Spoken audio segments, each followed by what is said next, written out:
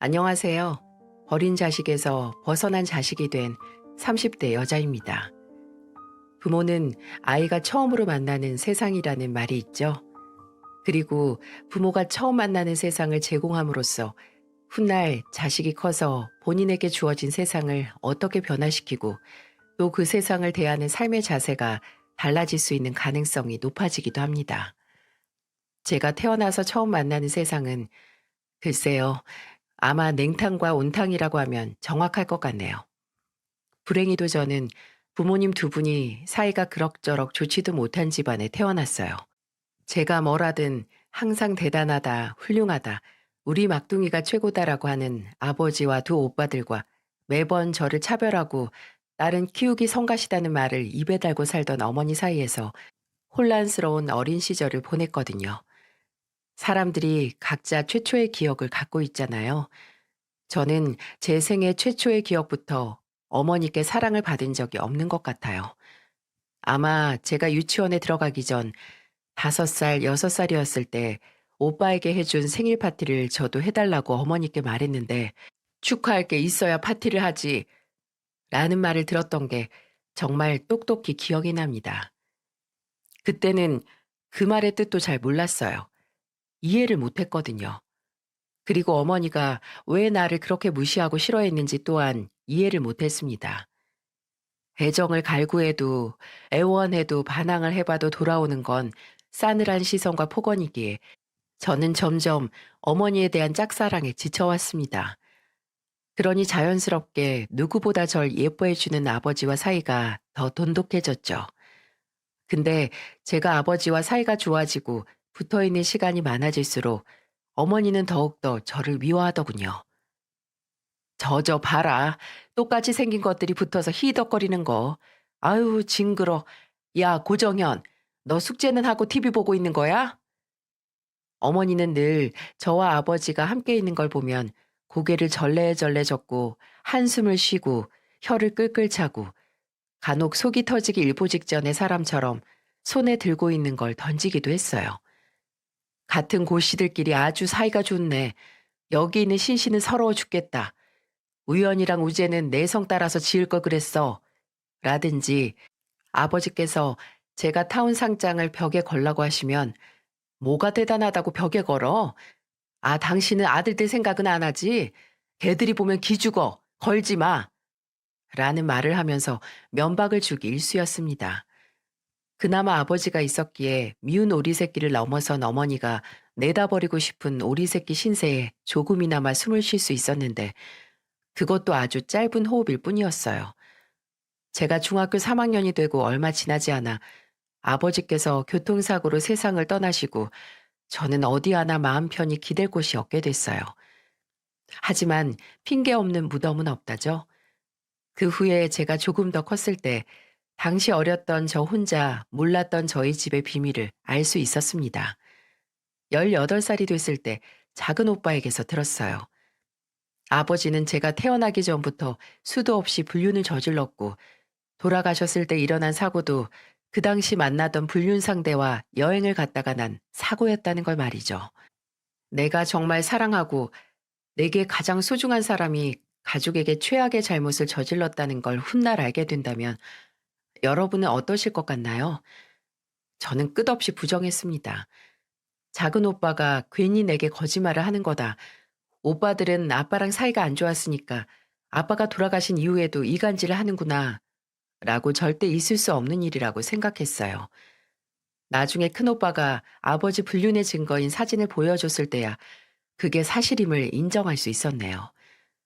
어머니께서 오래전 사람을 붙여서 찍었던 사진이었고 아버지가 돌아가신 후 다 없애버렸는데 하나 남은 걸 큰오빠가 보관했다고 하더라고요. 아버지에게 배신감과 함께 대체 무슨 생각으로 그런 짓을 저지르는 건가 하는 원망, 그리고 동시에 어머니에 대한 연민의 마음이 들더군요. 왜 어머니가 늘 제 얼굴을 보고 지 아빠 똑 닮아가지고라고 하면서 눈을 흘겼는지 조금이나마 그 이유를 알게 됐어요. 근데 이게 속이 시원하다고 해야 할지 아니면 인간적으로 이해가 됐다고 할지 아니 의문은 풀렸지만 이해는 하지 못했습니다. 저는 제가 원해서 아버지를 닮은 것도 아니고 그 일들을 다 알고서 아버지 곁에 붙어 살았던 게 아닌데 고작 아버지 얼굴을 닮았다는 것 하나로 어떻게 본인의 딸을 다른 자식들과 차별하고 미워할 수 있냐는 말입니다. 아무리 제가 제 처지를 인정하고 익숙해지려고 해도 순간순간 정말 이 집에서 나가버리고 싶다, 어딘가로 사라져버리고 싶다라는 생각이 들 때가 무수히도 많았어요. 어머니께서는 동네에서 화장품 가게를 하셨는데 저는 이미 초등학생 때부터 어머니 대신 가게를 봤어요. 어머니가 놀러 나가시고 일하기 싫은 날이면 늘 제게 카운터에 앉아서 하루 종일 가게를 지켰습니다. 초등학생이 가게를 보다니 거짓말 같으시죠? 슬프지만 사실이에요. 종종 근처 가게에 있는 어른들이 와서 제 밥도 챙겨주시고 간식도 챙겨주셨죠. 그렇게 이르게 일을 했어도 저는 용돈 한 푼은커녕 오히려 제 잘못이 아닌 일로 쥐잡듯이 잡히기 일쑤였어요. 제가 가게를 보고 있을 때마다 아주 자주 어김없이 그걸 알고 온 큰오빠는 말리는 저를 밀치고 계산대에 있는 현금을 챙겨갔거든요. 큰오빠는 어머니에게 말하면 죽는다는 말을 하고 10,000원짜리 몇 장을 들고 사라졌습니다. 그리고 어머니가 가게에 오시면 혼나는 건 오빠가 아니라 저였어요. 이 기집애가 제대로 하는 일이 없어. 이게 얼마가 빈 거야? 큰오빠가 가져갔다니까요. 내가 계산을 잘못한 것도 아니고 내가 돈을 숨긴 것도 아닌데 왜 나한테만 그러는데요? 뭘 잘했다고 큰 소리야? 야, 내가 널 왜 여기다 데려다 놨는데? 네 오빠가 와서 돈 빼간다고 해도 그걸 그대로 내어줘? 그럴 거면 너 말고 허수아비를 가져다 놓지. 너 이거 어떻게 할 거야? 하루 매출을 뜯겼는데. 그럼 훔쳐간 학생 부모님 모셔오면 되겠네요. 아니지, 엄마잖아요. 그 부모님이. 훔쳐간 건 오빠인데 왜 내가 책임을 져요? 부모인 엄마가 져야지. 저도 수십 년간 계속된 어머니의 터무니없고 부당한 행동에 진절머리가 나서 마냥 당하지만은 않았어요. 반항도 하고 무시도 하고 고등학교 입학하고 입시를 준비하면서도 어머니는 제게 학교가 끝난 후에는 늘 화장품 가게를 보라고 하셨어요. 근데 제가 공부해야 한다고 할 때마다 어머니는 너는 네 애비 닮아서 분명 머리가 나쁠 거라 공부해봤자야. 됐으니까 가게나 봐. 나중에 졸업하면 가게 아르바이트 정도는 시켜줄 테니까. 라고 말씀하셨죠. 제가 미쳤나요? 분명히 하루 종일 가게에서 일을 해도 푼돈밖에 안 줄게 뻔한 어머니 화장품 가게에서 일을 하라니. 저는 정말 당장 죽지도 못하면 길을 써서라도 집에서 벗어나고 싶었어요. 대학은 네 팔자에 없다는 말을 무참히 깨버리고 저 혼자 스스로 서고 싶었습니다. 그런 절박함 덕분에 저는 어머니가 그리도 끔찍이 여기는 큰오빠는 문턱도 못 넘어보고 작은 오빠가 나온 대학보다 더 좋은 서울에 알아주는 대학교에 들어갈 수 있었습니다. 하지만 들어가기만 들어갔지 대학을 다니는 건 제게 그리 좋은 기억만은 아니었네요.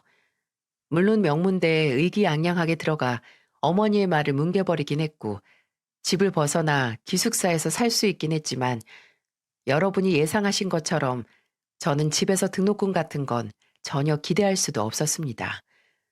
그러니 학자금 대출과 장학금 그리고 휴학을 해서 1년 내내 아르바이트를 해서 등록금을 마련을 했죠.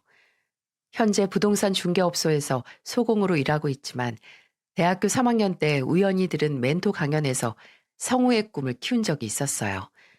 원래 사람들에게서 목소리가 좋다, 울림 있는 목소리라는 말을 많이 들어서 학교 다닐 때도 선생님들이 제게 교과서를 읽으라고 많이 시키셨고 낭독회도 나간 적이 있었거든요.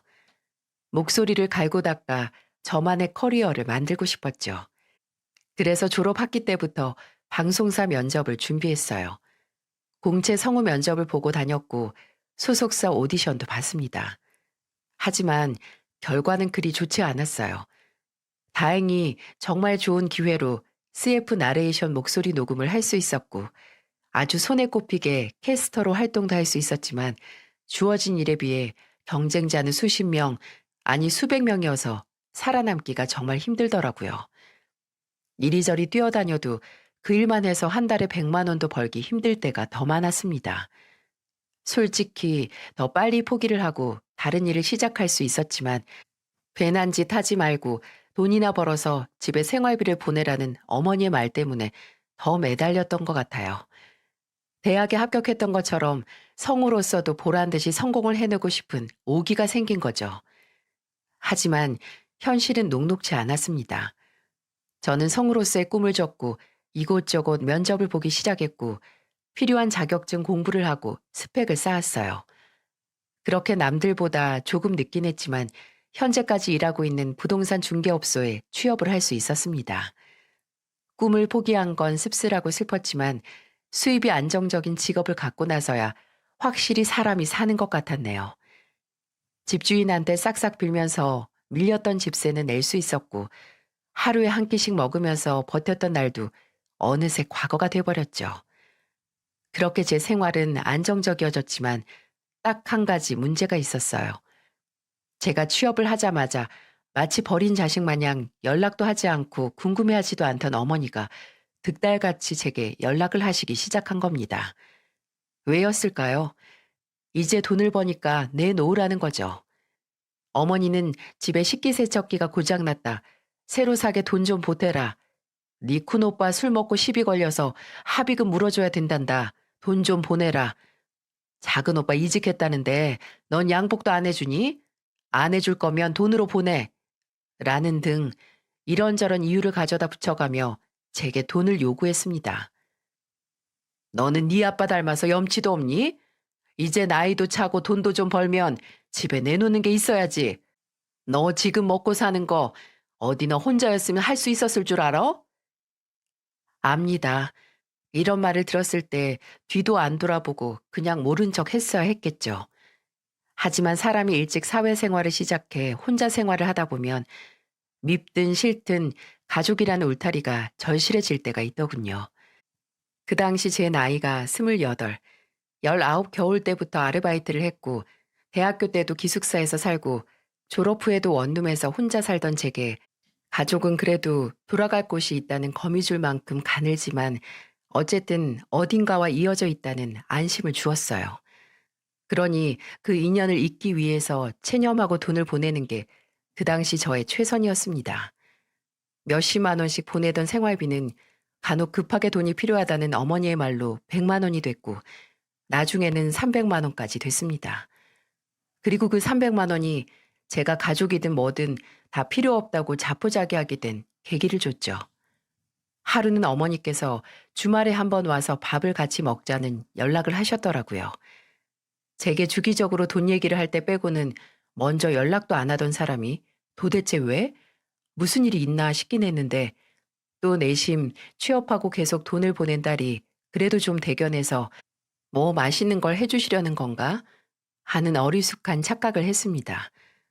참, 저도 순진하다 못해 너무 안일했죠. 어머니의 초대에 응해 집에 가보니 뭐 특별한 건 없었지만 아무튼 어머니는 먼저 밥을 해주셨고 식사가 끝난 후에 커피를 내어주시며 본론을 꺼내셨어요. 우재가 결혼한단다. 지 형보다 먼저 가지 말라고 했는데도 지금 당장 해야겠대. 그냥 지들끼리 알아서 한다고 하는데 또 아들 가진 입장에서 땡전 한 푼 안 내줄 순 없지 않니? 그러니까 말인데 너나 300만 주라. 네 오빠 결혼할 때 그래도 혼수라도 해주게. 네? 엄마, 내가 지금 300이 어딨어요. 저번 달에 엄마 냉장고 바꾼다고 했을 때 보내드린 돈 때문에 안 그래도 마이너스인데. 넌 언제적 얘기를 아직도 하니? 그럼 결혼할 때 아무것도 없이 보내서 네 오빠가 처가해서 무시당했으면 속이 시원하겠니? 동생으로서 그것도 못 해줘? 너는 무슨 소가지를 그따위로 써? 너 네 오빠가 너보다 먼저 결혼한다고 질투하는 거지? 어? 질투요? 오빠 결혼한다고 300을 덜컥 내놓을 수 있는 동생이 어딨어요? 그럼 큰오빠는요? 큰오빠는 형으로서 뭐 해주는데요? 왜 또 지 큰오빠를 끌어들여? 너는 그 성질머리 좀 고쳐라. 우연이는 요새 지 사업한다고 바쁘잖니. 돈도 들어갈 곳이 많고. 맞네. 그래, 많겠죠. 쓸 돈 하나 없으니까 아직도 동생이 엄마한테 준 돈으로 생활하겠지. 엄마 진짜 답이 없네요. 어떻게 날이 갈수록 더 심해져요? 아직도 내가 그렇게 미워서 괴롭히고 싶어요? 죽은 아빠 닮아서? 엄마 두고 딴 여자 만나서 다닌 아빠 닮아서? 어머, 왜 네 애비 소리가 나와? 너 그냥 돈 주기 싫으면 싫다고 해. 네, 싫어요. 내가 오빠들한테 뭘 받은 게 있다고 아직도 오빠들 뒷바라지를 해야 돼요. 그렇게 예쁜 아들, 엄마가 돈 벌어서 결혼시켜요. 버린 자식한테 받아서 하지 마시고요.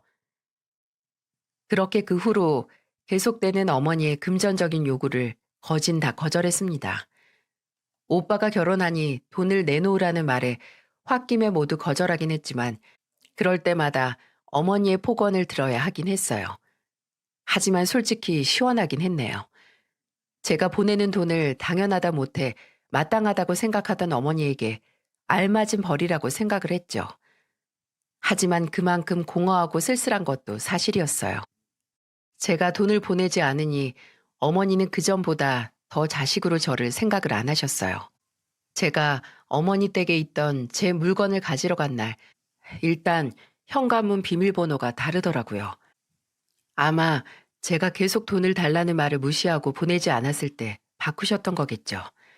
어처구니가 없고 서러웠어요. 진짜 돈이 아니면 나는 자식으로서 아무런 가치가 없는 거였구나 하는 생각에 넌덜머리가 났습니다. 그리고 제가 가장 외롭고 서러운 시기에 만났던 게 바로 지금의 제 남편이에요. 남편은 제가 일하는 부동산의 동료의 소개로 만나게 됐죠. 동료의 오래된 동네 친구였던 남편은 그 당시 먼저 일하던 회사를 그만두고 재취업을 준비하던 한마디로 백수였는데 제가 정말 조건 다 필요 없고 그냥 정말 착하고 책임감 있고 사람으로서 의리가 있는 사람을 만나고 싶다고 하니 동료가 남편을 소개시켜 줬던 거였어요. 남편은 애정을 비롯한 무수히 많은 결핍들을 가진 제게 처음으로 정말 온전한 애정을 준 사람이었습니다.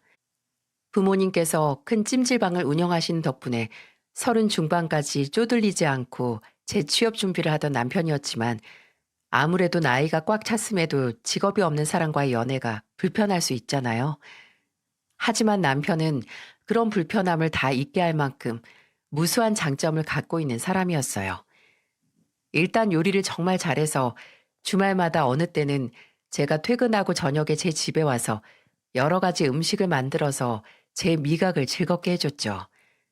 제가 정말 스쳐 지나가는 말로 TV를 보다가 어, 저거 정말 맛있겠다 라고 하면 며칠 후 레시피를 어디서 배워오는 건지 뚝딱 만들어서 제게 대령했고요.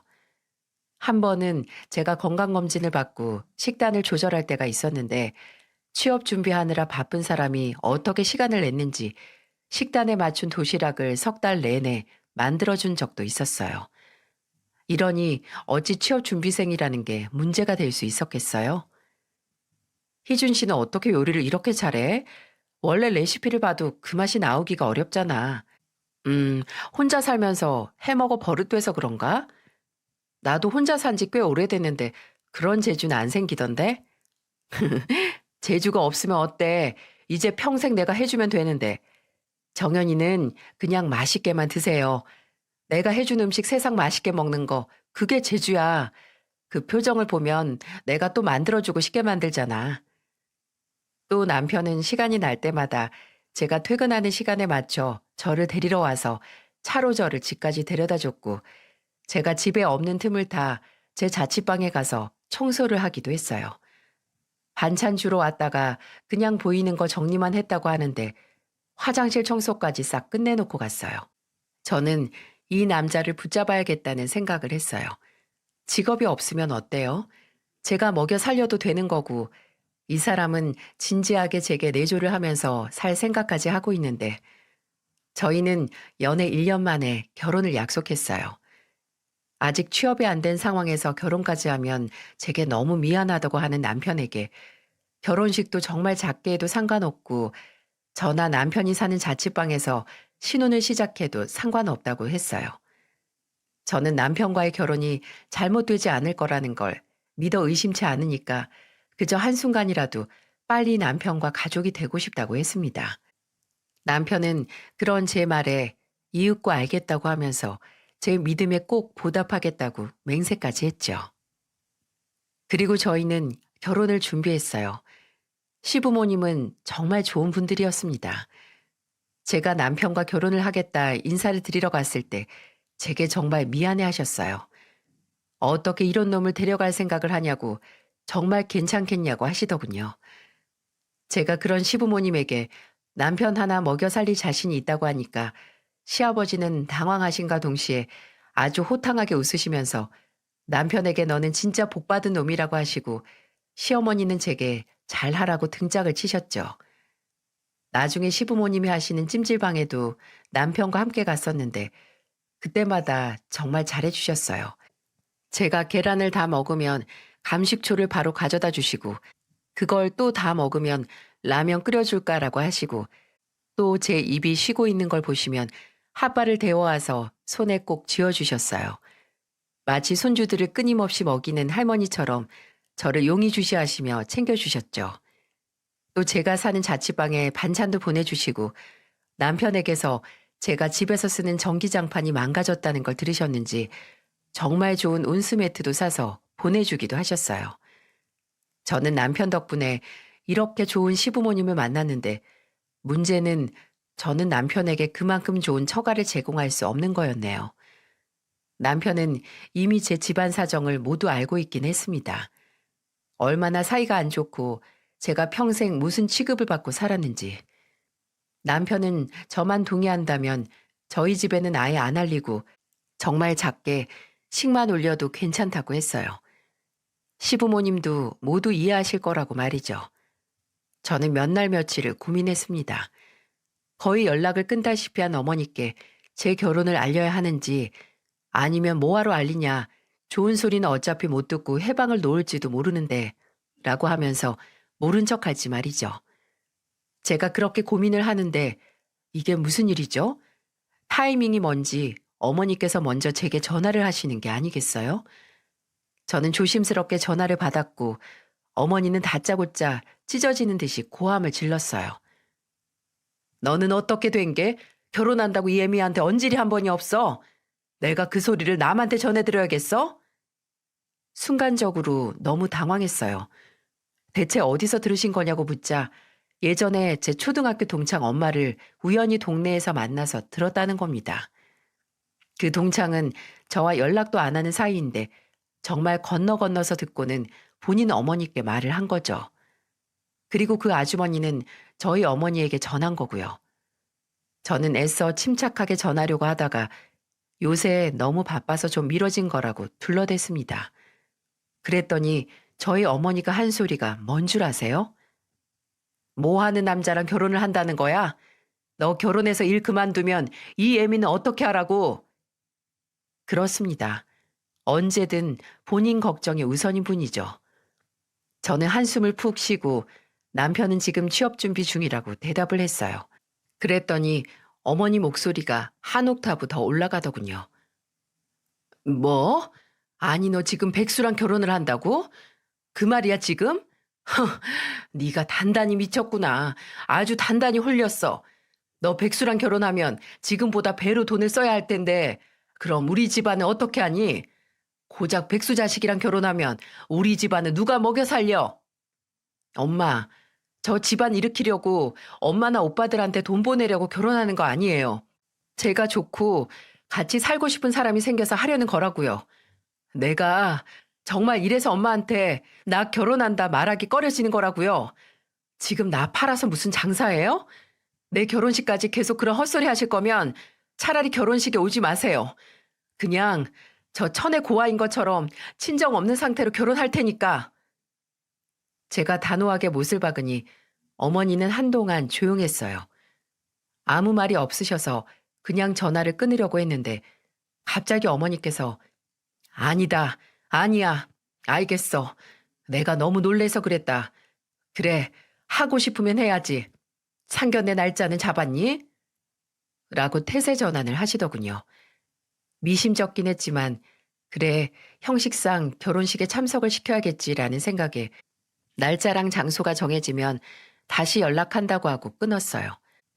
어머니는 알겠다고 저만 믿으라는 실없는 소리를 하셨고요. 근데 저는 정말 어머니를 믿어야 했습니다. 저희 어머니가 어디로 튈지 모르는 시한폭탄 같은 존재라는 걸 믿어야 했어요. 어머니는 상견례 날 저와 남편의 결혼에 관련된 얘기보다는 시부모님의 찜질방에 더 관심을 보이셨어요. 제게 아무런 말을 듣지 못했던 어머니는 상견례 자리에서 시부모님께서 규모가 큰 찜질방을 소유했다는 걸 알고 주구장창 그 소리만 하셨어요. 어머, 나 거기 어딘 줄 알아요. 거기 좀 낡긴 했어도 꽤 크던데 처음에 열 때 돈이 한두 푼 들어간 게 아니겠어요. 네? 아, 네, 뭐 그렇죠. 근데 거기 하루 매출이 얼마나 돼요? 얼마나 벌어야 유지가 되려나? 그래도 크기가 있는데 그 정도면 애들 신혼집은 문제 없겠네요. 뭐 아파트 정도는. 엄마, 그만 좀 해요. 어머님, 아버님, 죄송합니다. 예, 네가 사과하니까 내가 괜히 이상한 사람 같잖아. 얘가 좀 이래요. 남들 눈치를 너무 본다니까요. 얘 오빠들은 날 닮아서 배짱이 두둑한데 얘는 이상하게 자신감이 없어요. 아니 글쎄 예전에 한번 그러고는 갑자기 과거의 이야기까지 들쑤시며 제 흉을 보시기 시작했다는 겁니다. 믿어지시나요? 상견례 자리에서 딸 자식 욕하는 친정엄마. 분위기는 어색하다 못해 처참했어요. 어머니는 딸 욕이나 하고 있고 오빠들은 정말 한마디도 없이 쩝쩝거리면서 음식과 술을 동내고 있고 얼굴에 열이 몰리는 게 온몸으로 느껴졌어요. 그리고 터지다 못해 녹아내릴 것 같았죠. 저는 마치 성게의 껍질을 삼키는 기분으로 참고 참다가 결국 터졌습니다. 지 아버지가 그랬거든요. 그저 지밖에 모르고 집에는 정 한 토를 안 붙이고. 그만 좀 하세요. 제발 그만 좀. 어머 저게 왜 저래? 너 미쳤니? 여기가 어디라고? 그런 엄마는 여기가 어딘데 그런 소리 하고 있어요. 엄마 나와요. 나 진짜 미치는 꼴 보기 싫으면 나오라고요. 이게 정말 실성을 했나? 어머님, 아버님, 정말 죄송합니다. 지금 뭐라 드릴 말씀이 없어요. 저희 엄마가 저지른 무례도 죄송하고 지금 제가 저지른 무례도 부디 용서해 주세요. 지금, 지금 여기서 안 막으면 제가 정말 후회할 짓을 할 것 같아서 이해 부탁드릴게요. 정말 죄송합니다. 엄마 나와요 빨리. 여기서 더 망신당하기 싫으면 내 말 좀 들어요. 저는 그대로 어머니 팔을 잡고 상견례 자리를 빠져나왔어요. 어머니는 제 등을 쳐가면서 놓으라고 뭐 하는 거냐고 다그쳤지만 그 무엇도 그때의 저를 막을 수 없었을 겁니다. 저는 택시를 잡아 어머니를 어거지로 집어넣고 따라 탄 뒤에 어머니 댁으로 향했어요. 집 안까지 들어갈 필요도 없이 택시에서 내리자마자 소리를 질렀습니다. 진짜 왜 그래요? 주체가 안 돼요? 어떻게 해서든 내 인생을 망쳐야 직성이 풀리겠냐고요. 야, 오히려 내가 묻고 싶다. 너 미쳤니? 이게 지금 무슨 짓이야? 결혼하고 싶다더니 다 빈말이었니? 사돈 앞에서 그 꼴을 보였는데 결혼을 할 수 있겠어? 내 꼴보다 엄마 꼴이 먼저 내 결혼 방해하는 거 모르겠어요? 사돈 될 사람들, 엄마 딸 시부모님 되는 사람들 사업 규모 왈가왈부하고 신나서 결혼하는 딸 험담이나 하고 엄마가 나 엄마 내버려두고 바람 피운 아빠 닮아서 미워하는 건 아는데 진짜 작작 좀 해요. 아빠 돌아가신 지 벌써 수십 년은 지났고 아빠 닮은 게 어디 내 잘못이에요? 죽은 남편을 원망해서 아무런 잘못 없는 딸을 추접스럽게 여태까지 미워하는 엄마가 세상 천지에 어디 있어요. 대체 내가 무슨 잘못을 했다고 아직까지 날 이렇게 못 살게 해. 골목길에 제 고함 소리가 울려 퍼졌습니다. 진짜 태어나서 처음으로 그렇게 온몸을 불사르는 기분으로 화를 낸 것 같아요. 아마 그동안 겪어온 수십 년의 세월에 걸친 제 울분이 터진 거겠죠. 저는 저를 멍하니 쳐다보는 어머니에게 낮게 마지막 경고를 했습니다. 내 결혼식에 참석을 하든 말든 그건 엄마 자유인데 더 이상 조금이라도 내 인생에 방해될 거면 아예 오지도 말아요. 내가 뭐 많은 거 바랬어요? 어차피 없었던 것보다 못했던 가족. 이제 와서 핏줄 노릇하는 것도 우습잖아요. 제발 나한테 도움 주는 건 꿈에도 바라지 않으니까 방해만 말라고요. 저는 아직도 충격을 받았는지 입 뻥끗도 못하는 어머니를 추운 길가에 그대로 내버려 두고 뒤돌아 제 집으로 돌아갔어요. 그리고 어느 정도 진정이 됐을 때 남편에게 연락을 하고 시부모님께 따로 찾아가 사과를 드렸어요. 남편이 수습을 한 건지 제 가정사에 대해 잘 설명을 한 건지 시부모님께서는 제게 괜찮다고 하시며 오히려 저는 괜찮냐고 물어보셨어요. 남편과 저는 그해 10월에 무사히 결혼식을 올렸습니다. 저희 가족이요? 참석은 했어요. 어머니는 꼭 본인이 원하는 한복을 맞춰야 한다고 실랑이를 했고 큰오빠도 입고 갈 양복이 필요하다고 한 차례 저를 짜증나게 했지만 그래도 결혼식에 참석은 해서 조용하게 지나갔습니다. 그리고 제가 한번 미친 것처럼 굴어서 그런지 그 후로 딱히 그전만큼 사람 속을 뒤집는 사고는 치지 않았습니다. 그 전에 비교해서이지만은요. 남편과 저는 방 2개짜리 작지만 신축인 깔끔한 빌라에서 신혼생활을 시작했어요. 시댁에서는 아직 경제활동이 없는 남편을 위해 2억을 지원해 주셨고 그 돈은 빌라 전세금과 혼수에 보탰었죠. 어머니는 처음 저희 신혼집을 구경하러 쳐들어 오셨을 때 헛웃음을 치며 아이고 찜질방에서 남는 돈이 얼마 없나 보다 라고 해서 짜증이 치밀게 했지만 제가 바로 10원 한 푼 안 준 사람이 할 얘기는 아니죠 라고 했더니 입을 꾹 다물고 댁으로 가셨습니다. 그래도 시작이 지저분했던 결혼은 다행히 시간이 흐르면서 점점 빛을 찾았어요. 결혼하고 1년 뒤에 남편은 목표로 하던 대기업 연구원으로 입사를 할 수 있었고 그리고 반년 후에 제가 임신을 해서 딸을 낳았어요. 저는 이전의 상처를 딛고 잊어가면서 제가 정말 원하던 가족의 형태를 남편과 딸과 함께 만들어갔습니다. 결혼 생활 8년 동안 어머니나 오빠들의 태클이 아예 없었던 건 아니었어요. 큰오빠는 본인 사업에 투자하라고 거의 1년 동안 제 남편을 들들 볶았고 어머니는 이제 대기업 다니는 사위 생겼다고 사위 이름 팔아가면서 동네 사람들한테 돈을 빌리고 다니기도 했습니다. 필시 그 돈은 큰오빠 사업 자금으로 쓰였던 거였을 거예요. 저는 이전만큼 물렁하지 않았기에 어머니나 오빠가 도움을 요청하고 아니다 싶으면 모두 단박에 거절을 하고 모른 척 했고요. 알아서 하라고요. 저도 지켜야 할 내 가족이 생겼기에 이전만큼 한심하게 당하고만 있지 않았어요. 한 번은 정말 마음 단단히 먹고 술 먹고 집에 찾아온 오빠를 상대로 경찰도 불렀었습니다. 다음 날 어머니가 입에 담지도 못할 쌍욕을 제게 했지만 개의치 않았어요. 어머니가 본인 자식인 오빠를 지키는 것처럼 저도 집에 있던 제 딸을 지켰던 거니까요. 하지만 그렇게 애매하고 불안하게 이어오던 인연, 아니 하늘이 점 찍어준 악연을 한순간에 뒤집어 엎어 청산하게 된 사건이 터지고야 말았어요. 그 사건의 시작은 모순적이게도 경사와 같은 일에서부터 시작이 됐죠. 8년의 노력 끝에 남편과 저는 방 3개짜리 아파트를 자가로 마련할 수 있었어요. 대출을 조금 끼긴 했지만 마침내 마련한 저희 가족의 보금자리였습니다. 이사 날짜가 하나둘 다가오면서 저도 남편도 그리고 어린 딸도 새로운 집에서 새로운 시작에 들떠 있었어요. 근데 초대받지 못한 손님이 찾아온 거예요. 바로 어머니였습니다. 한동안 연락이 없었던 어머니는 조금 살이 빠지고 또 굉장히 정신이 없어 보였어요. 제가 현관문을 열자마자 부산을 떨며 들어온 어머니는 무슨 말을 하려다가 군데군데 짐이 빠져 있고 상자가 쌓여 있는 집안을 둘러보더니 입을 여셨죠. 뭐야? 너 이사 갔니? 네, 25일 날에 가요. 왜? 어디로? 아니 25일이면 이제 2주도 안 남았네. 넌 어떻게 된 애가 왜 꼭 중요한 얘기를 안 하니? 지금 아셨으면 됐죠. 근데 왜 오셨어요? 내 말에 대답이나 해. 어디로 가는데?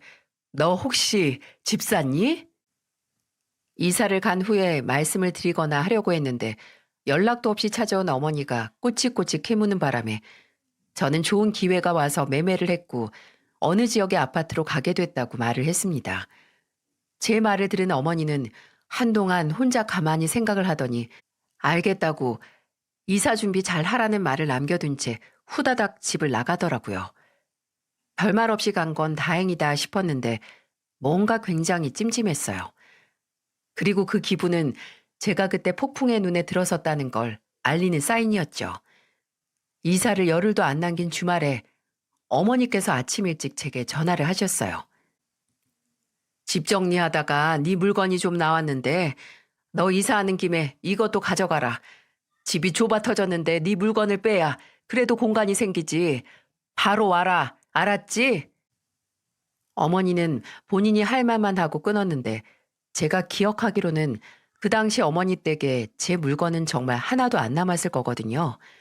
의아하긴 했지만 제때 안 가지러 갔다가 무슨 말을 들을까 싶어서 바로 어머니 댁으로 향했어요. 근데 그렇게 어머니 댁으로 들어서는데 현관문 신발장 앞에 이상하게 남성용 신발들이 몇 켤레 어지럽게 늘어져 있는 겁니다. 작은 오빠는 결혼하고 바로 독립을 했고 큰 오빠도 결혼은 안 했지만 나가서 살고 있는데 이 신발이 누구 거지 싶었어요. 현관문을 지나 거실로 들어섰을 때 그 신발들의 주인을 알 수 있었죠. 거실 소파에는 큰 오빠가 앉아 있고 어머니는 바닥에 앉아서 한숨을 푹푹 쉬고 있었어요. 큰 오빠 와 있었네. 어, 그렇게 됐다. 와서 앉아. 아니요, 그냥 전 집만 가져갈게요. 제 물건들 어디 있어요? 그래, 줄 테니까 일단 와서 앉아봐. 물 주리? 뭔가 이상하다 싶었어요. 그냥 물건만 받고 가려고 하는데 왜 분위기를 자꾸 앉으라고 하는 걸까요? 저는 어머니가 바닥에 앉은 제 앞에 차가운 물이 든 유리컵을 두는 걸 가만히 지켜보면서도 쉴 새 없이 생각을 하고 있는데 어머니는 대뜸 이런 질문을 던지셨어요. 너 지금 이사 가는 집 방이 몇 개니? 그건 왜요? 아, 글쎄 말해봐. 방이 몇 개냐고. 세 개요. 어머, 어머, 잘 됐다. 나는 또 좁아 터진 집에서 또 쬐깐한 집으로 가는 줄 알고 걱정했는데. 그러게, 야, 고정현 성공했네. 결혼해서 방 세개짜리 아파트도 사고. 아유, 우연아, 잘 됐다, 잘 됐어. 당분간은 어떻게 살아갈 구멍이 생겼다. 대체 뭔데요? 사람 안 쳐두고 뭐 하는 거예요? 알아듣게 말 좀 해봐요. 알았어, 이기집애야. 하여간 성질머리하군. 지금 네 오래비 사업이 좀 많이 힘들어. 그래서 사업도 좀 정리하고 집도 정리해서 여기서 살고 있고. 아, 그래서 현관에 신발들이 저렇게 있었구나. 그런데요? 상황이 더 안 좋아. 이 엄마가 이 집으로 대출받아서 네 오빠한테 사업하라고 좀 줬거든. 근데 그게 더 잘못돼서 이 집도 경매에 넘어가게 생겼지 뭐냐. 넘어가게 생긴 게 아니라 이미 넘어갔어. 이 집 다음 달까지 비워야 돼. 뭐? 하다 하다 이제 엄마 집까지 날린 거야? 사업이 다 그런 거야. 다 잘 풀리면 개나 소나 다 재버리게? 그래서 그런데 나나 엄마나 갈 데가 없잖냐. 그래서 말인데 정연아, 너 이사 가는 집에서 우리가 딱 1년, 아니 반년만 살면 어떨까? 설마 진심으로 제 동의를 기대하고 한 말은 아니겠죠? 진짜 제정신인가요? 방이 30개인 집이어도 오빠나 엄마랑 한 지붕 아래서 살기 싫은데 40평도 안 되는 집에서 함께 생활이라니. 저 인간들과 같이 살기 싫어서 집을 나온 지 이제 거의 20년이 다 되어 가는데 다시 그 지옥을 겪으라고요? 무엇보다 마치 지들끼리 미리 말을 하고 새 집에서 지낼 수 있다는 게 기정사실인 것 마냥 구는 꼴에 어처구니가 없었어요. 저는 헛웃음을 애써 삼키면서 괴롭게 말했습니다. 어떠긴 뭐가 어때요? 당연히 안 되지. 아휴, 정연아, 너 그렇게 단박에 거절하지 말고. 와, 나 정말 몇 년 만에 엄마가 내 이름 그렇게 다정하게 불러주는지 모르겠어요. 내 이름을 알고는 있었네요. 매년 2년 전년 이기 집에 저기 집에라고만 해서 내 이름 모를 줄 알았는데 부탁할 거 있으니까 다정하게 내 이름도 불러주고 이래서 사람들이 성공하라는 건가? 저 말하는 꼬라지 좀 봐라. 그래, 내가 너한테 부탁하는 입장이라서 좀 수그리고 들어갔다. 근데 그걸 꼭 그딴 식으로 말해야겠니? 엄마 말투에는 쫓아도 못 가니까 걱정하지 마세요. 그리고 절대 안 돼요. 어떻게 엄마나 오빠나 제 집에 얹혀 살 생각을 해요? 왜 못해? 그래도 집 주인이니까 너랑 최서방이 안방 쓰고 혜윤이도 이제 다 컸으니까 작은 방 하나 내어주고 그리고 나머지 방은 내가 쓰고 네 오빠는 거실에서 생활하면 되니까 문제 없지. 아니요. 문제 투성인데요. 오빠, 내 집 거실에서 살겠다고? 제정신이야? 어쩌다가 그렇게 됐어? 개무시하던 동생 집 거실에서 먹고 사는 게 최선이야? 아, 진짜 전혀 싸가지 없는 거 말하는 거 좀 봐. 야, 나도 좋아서 거기서 산다는 거 아니야. 상황만 좋아지면 바로 싫으면 살지 마. 누가 같이 살지? 어디서 김칫국을 목구멍에 들이붓고 있어? 이야, 넌 엄마랑 오빠가 길가로 나앉을 수도 있다는데 끝까지 그러고 싶니? 나나 네 오빠가 노숙자 되는 꼴을 봐야 그제야 속이 시원하겠어? 그게 뭐라고 내가 속이 시원해져요? 그리고 내가 책임져야 하는 게 아니라 능력도 안 되면서 대출까지 받다가 사업 말아먹은 오빠가 책임질 일이죠. 고정현, 너 진짜 말 그따위로 할래? 그럼 네가 책임지지 누가 책임져? 진짜 끝까지 어떻게 해서든 나한테 받아만 갈 생각뿐이야? 저는 눈앞에 있는 유리컵을 집어 그대로 큰오빠가 앉은 소파 뒤 벽으로 던졌어요. 쨍그랑하는 파열음과 함께 어머니의 비명소리 그리고 유리 파편과 함께 찬물 세례를 맞은 오빠가 지르는 소리가 거실에 울려 퍼졌어요. 저는 분노로 떨리는 몸에 최대한 힘을 주고 말했죠. 내가 어렸을 때부터 그렇게 원하던 애정도 관심도 하나 준 적 없는 인간들이 본인들 상황이 안 좋아지니까 나는 그냥 아쉬울 것 없이 이용할 만한 사람이라 이거지. 나 당신들 어떻게 되든 상관없어.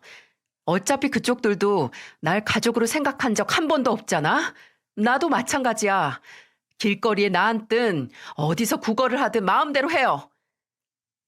저는 그대로 일어서서 자리를 박차고 집에서 나가려고 했습니다. 그런데 어머니가 쏜살같이 달려와 제 다리를 잡고 늘어졌어요. 세상 비굴한 자세임에도 어머니는 눈에 도끼를 품고 제게 윽박을 질렀습니다.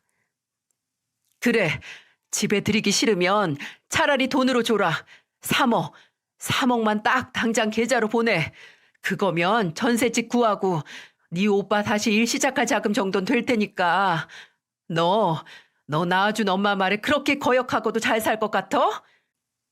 저는 제 바지단을 잡고 있는 어머니, 아니 모르는 아줌마의 손을 있는 힘껏 내쳤습니다. 그리고 싸늘하게 식은 목소리로 말했어요. 그쪽이 누구신데요? 누군데 나한테 3억을 달래? 그쪽이나 그쪽 아들한테는 3억이 아니라 3원도 아까워. 어디 한번 가족한테 버림받았다는 비참한 기분 느끼면서 평생 후회하면서 살아봐. 그 비참함 속에서 평생 고통받아 보라고. 저는 그대로 집을 나왔습니다. 그리고 그곳을 나와 한참을 걸었는데도 몸에서는 떨림이 멈추지 않았어요. 집으로 돌아와 남편의 얼굴을 봤을 때야 제 몸에 힘이 풀려서 주저앉아서 한참을 울었어요. 오해는 안 하셨으면 좋겠습니다. 그건 가족과 연을 끊었다는 슬픔에서 오는 눈물이 아니라 그동안 그런 인간들한테 내 인생을 낭비했던 지난 날들에 대한 후회와 그런 나 자신에 대한 연민에서 오는 눈물이었어요. 그리고 이제야 정말 완전히 끝났다는 안도의 눈물이기도 했고요. 무슨 일인지도 모르고 일단 저를 꼭 안아주는 남편의 품에 한참을 안겨 있다가 진정을 한 뒤에 제게 있었던 일을 설명했어요. 그리고 남편의 휴대폰에서도 어머니와 오빠들의 번호를 모두 차단하고 부동산과 이삿짐 센터에 전화를 해서 간곡한 끝에 이사를 앞당겼어요. 저희는 예정보다 5일 먼저 새 집에 들어갔습니다. 그 후에도 모르는 번호로 수십 통의 전화가 와 있었고 협박성 문자가 와 있었어요. 물론 어머니와 그 큰오빠였던 인간이었죠. 후회할 거다. 이사 간 집 알아내면 바로 찾아간다에서부터 진짜 다시 생각도 하기 싫은 심한 욕설까지 담긴 문자가 100개가 넘게 쌓여갈 때쯤 저는 답장으로 문자 한 통을 날렸습니다.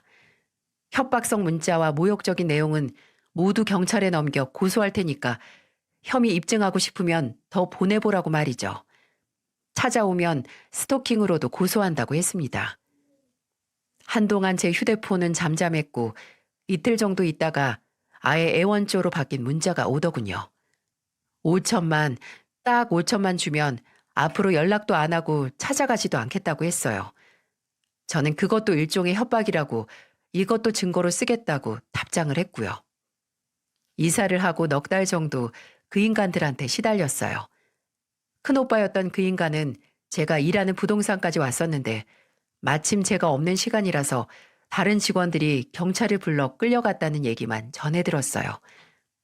그리고 나중에 작은 오빠를 통해서 그 두 사람은 끝내 그 집에서 강제로 나와야 했고 작은 오빠가 빌려준 돈으로 원룸을 얻어 둘이 같이 살고 있다는 게 제가 들은 한때는 가족이었다고 생각을 했던 사람들의 마지막 소식이었습니다. 작은 오빠도 그 월세 자금을 빌려주고 두 번 다시 연락하지 말라고 했다고 하더라고요. 작은 오빠와는 개인적인 연락도 안 했던 터라 몰랐는데 알고 보니 작은 오빠가 일찍 결혼을 결심한 것도 결혼을 함으로써 바로 독립을 한 것도 다 그 두 모자와 한시라도 빨리 떨어져서 살고 싶어서였대요. 저는 마침내 새 출발을 할 수 있었습니다.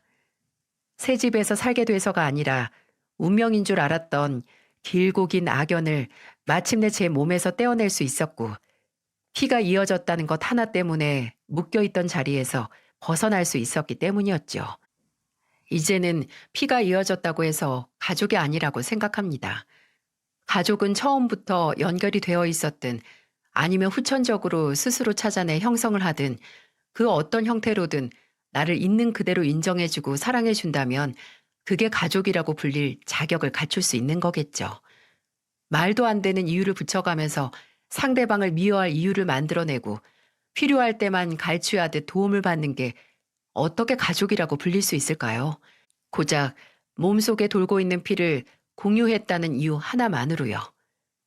저는 저 스스로 나를 있는 그대로 사랑해주는 가족을 찾아냈어요.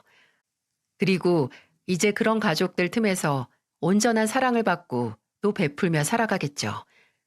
제가 어떤 사람들 사이에서 태어나고 어떤 가족들 틈에서 자랐든 상관없이 과거 가족들 틈에서 좌절을 먹고 자라던 저는 제가 선택한 사람에게 사랑을 받고 그리고 그 사이에서 태어난 아이에게 내가 줄 수 있는 최선의 사랑을 주면서 행복한 나날을 보내고 싶어요. 이 이야기를 들어주신 여러분께서도 꼭 피로만 이어진 가족이 아닌 내게 온전히 사랑을 주는 가족들 틈에서 행복하시길 바랍니다. 끝까지 함께 해주셔서 정말 감사합니다.